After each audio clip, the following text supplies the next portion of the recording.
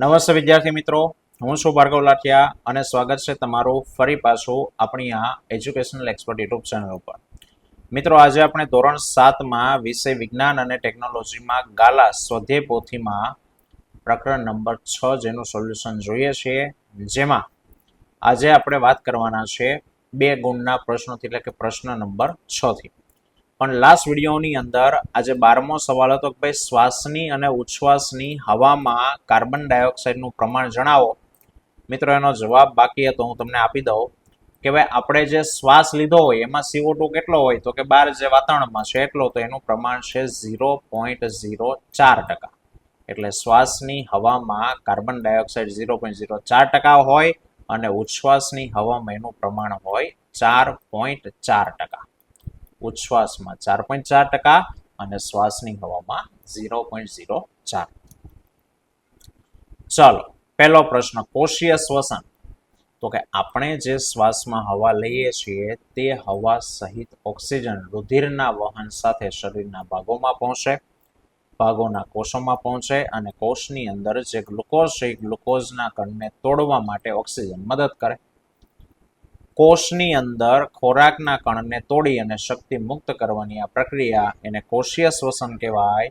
અને કોષમાં જ્યારે ખોરાકનો ઓક્સિજનના ઉપયોગથી કાર્બન ડાયોક્સાઇડ અને પાણીમાં રૂપાંતર થાય ત્યારે પુષ્કળ પ્રમાણમાં ઉર્જા મુક્ત થાય અને આ ઉર્જા તો કે કાર્ય કરવા માટે વપરાય. બીજું કે ભારે કસરત દરમિયાન સ્નાયુ ખેંચાઈ જાય છે, શા માટે? અને તેમાંથી રાહત મેળવવા શું કરવું જોઈએ? તો કે પહેલું, જ્યારે ભારે કસરત કરતા હોઈએ ત્યારે સ્નાયુઓમાં અજારક શ્વસન થાય, ત્યારે ગ્લુકોઝનું અપૂર્ણ દહન થવાને કારણે લેક્ટિક એસિડ બને અને આ લેક્ટિક એસિડ સ્નાયુમાં જમા થાય એટલે સ્નાયુ જકડાઈ જાય. હવે એમાંથી રાહત મેળવવા માટે તો કે ગરમ પાણીથી સ્નાન કરવું જોઈએ અથવા તો માલિશ કરવી જોઈએ, જેના કારણે સ્નાયુઓના ખેંચાણમાંથી રાહત મેળવે છે. અને ગરમ પાણીનું સ્નાન અથવા તો માલિશ કરવાને કારણે જે રુધિર છે એનું વહનની ક્રિયા ઝડપથી થઈ જાય અને પરિણામે સ્નાયુઓને મળતું ઓક્સિજનનું પ્રમાણ વધી જાય અને વધારાના ઓક્સિજનને કારણે જે પેલો લેક્ટિક એસિડ બનેલો હોય એનું પૂરેપૂરું દહન થઈ CO2 અને પાણી સાથે બની જાય અને આમ લેક્ટિક એસિડ દૂર થાય એટલે સ્નાયુઓના ખેંચાણમાંથી રાહત મળી જાય. ચલો, અળસિયામાં થતી શ્વાસોશ્વાસની ક્રિયા સમજાવો. કે ભાઈ અળસિયું એક તો ત્વચા દ્વારા શ્વસન કરે, તેની ત્વચા ભીની અને ચીકણી હોય. ત્વચાની ભીની સપાટી દ્વારા હવામાંનો ઓક્સિજન સીધે સીધો એમાં રુધિરમાં ભળી જાય અને ત્યાંથી સીધે સીધો CO2 બહાર નીકળે. આ રીતે અળસિયામાં શ્વાસોશ્વાસની ક્રિયા થાય.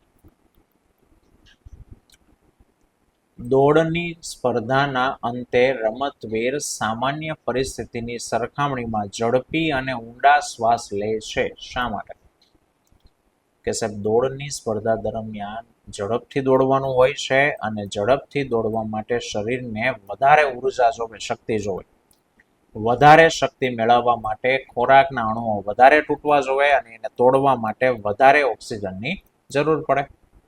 અને એટલે કોષોને વધારે ઓક્સિજનનો જથ્થો તો કે પૂરો પાડવા માટે વધારે ઝડપથી શ્વાસોશ્વાસ કરવા પડે અને એટલા માટે સ્પર્ધાના અંતમાં રમતવીર સામાન્ય પરિસ્થિતિની સરખામણીમાં ઝડપી અને ઊંડા શ્વાસ લે.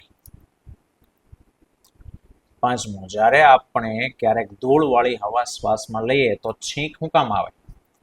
તો કે શ્વાસની અંદર લીધેલી હવામાં ધુમાડો, પરાગરજ, ધૂળના રજકણો વગેરે હોય. આવી હવા જ્યારે નાસિકા કોટરમાંથી પસાર થાય ત્યારે નાકના વાળમાં ફસાઈ જાય. પરંતુ કેટલીક વાર આ કચરો વાળમાંથી નાસિકા કોટરમાંથી પસાર થઈ અને આગળ જતો રહે અને અંત્ય ગુહામાં અજંપો પ્રેરે. મીન્સ કે પાછળનો જે ભાગ છે જ્યાંથી હવા અંદર જવાની હોય ત્યાં અજંપો મીન્સ કે એક પ્રકારનું બ્લોકેજ થોડુંક છે તે થઈ જાય અને પરિણામે આપણને છીંક છે તે આવે. આ છીંકો દ્વારા બધો જ કચરો ધક્કાની સાથે બહાર નીકળી જાય અને કચરા વિહીન ચોખ્ખી હવા ફરી પાછી અંદર દાખલ થવા લાગે. કારણમાં છે કે ભાઈ માછલીને પાણીની બહાર કાઢો તો એ તરફડે છે, કારણ આપો. તો કે ભાઈ માછલીનું જે શ્વસન અંગ છે એની ઝાલર છે.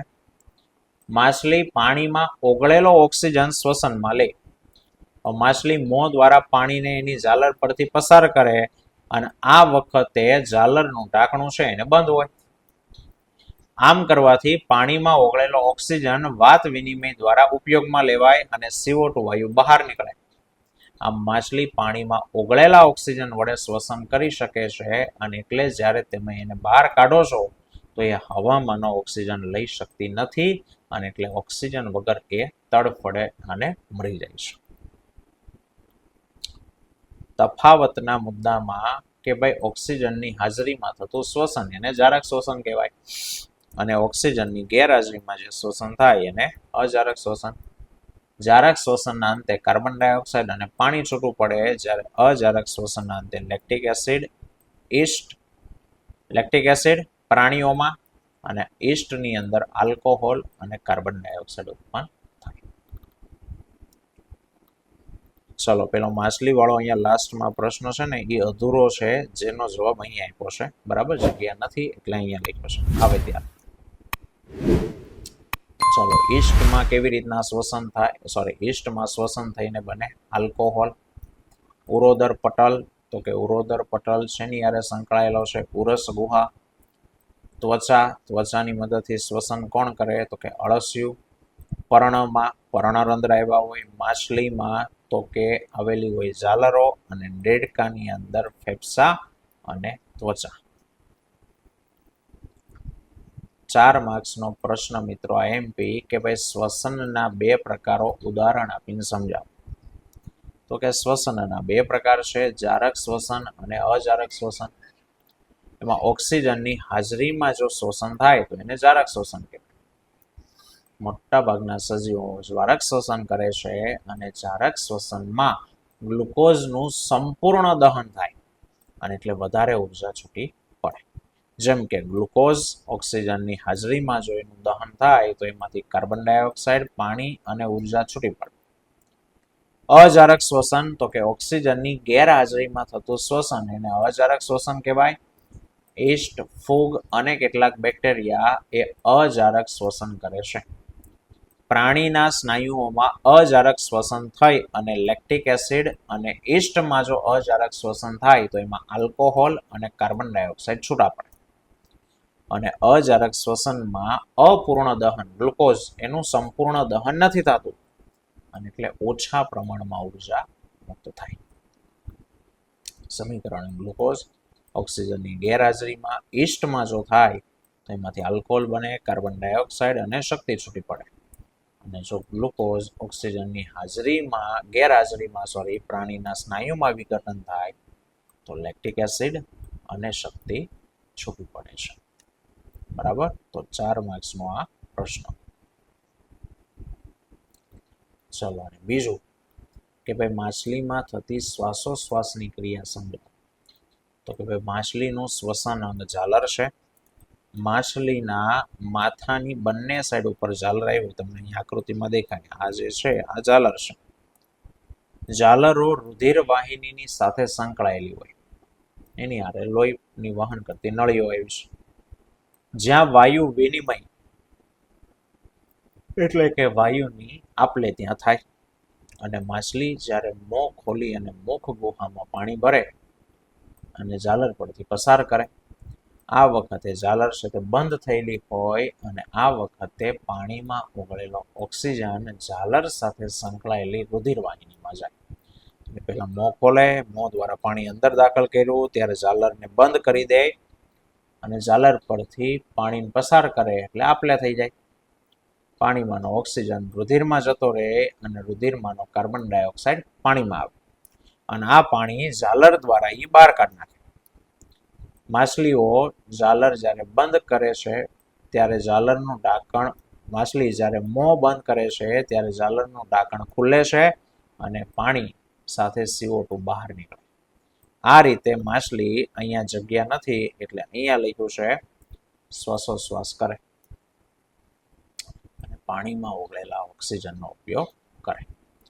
આમ માછલી પાણીમાં ઓગળેલા ઓક્સિજનનો જ ઉપયોગ કરી શકે અને એટલે જો તમે માછલીને પાણીની બહાર કાઢો તો હવામાં ઓક્સિજન લઈ ન શકે એટલે તે તરફડીને મરી જાય છે. બરાબર, તો મિત્રો આ તો આજનો આપણો આ પ્રશ્ન. અહીંયા ચેપ્ટર 6 ની સાથે ધોરણ 7 નું તમામ વિજ્ઞાન પ્રથમ સામયિક છે તે પૂરું થાય છે. આવતા વિડીયોમાં ફરી પાછા મળીશું. ત્યાં સુધી જય હિન્દ, જય ભારત.